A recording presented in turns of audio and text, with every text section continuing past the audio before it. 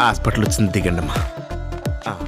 వెళ్ళొస్తానమ్మా. డబ్బులు తీసుకో బాబు. అయ్యో వద్దమ్మా, గర్భిణీ స్త్రీల దగ్గర డబ్బులు తీసుకోనమ్మా. నేను ప్రెగ్నెంట్ కాదు.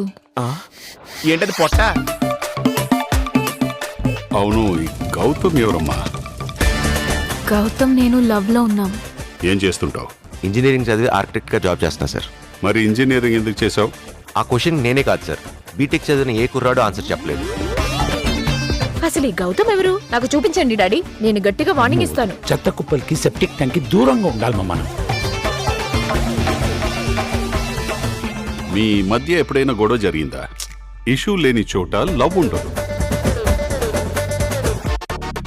నా లైఫ్ నా వైఫ్ నీ చేతిలో ఉంది. నువ్వు చేసిన పని నిత్యకి చెప్పేసి. నా దగ్గర నిజం ఎందుకు దాచా? నీ బాధ పోవాలంటే మందొక్కటే మార్గం. ఓహో, మాకు తెలీదే.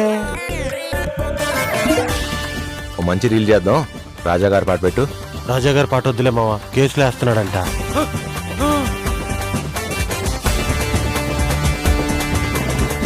ఏంటి సార్ అన్ని చూసి పెట్టేస్తున్నారు? ఇక్కడ 12 years 18 years ఓల్డ్ అని ఉన్నాయి. ఫ్రెష్ స్టాక్ లేదనుకుంటా. పల్లవి మీ కూతురా? ఏం మాట్లాడుతున్నారు? ఆవిడ మా పిండి సార్. ఓ, రెండో పిల్ల. కాదండి, మళ్ళీ పెళ్లి. గురజాడ పొరగరు బతుకుంటే ఈ దారుణం చూడలేక చెప్పించుకోడేసేవారు.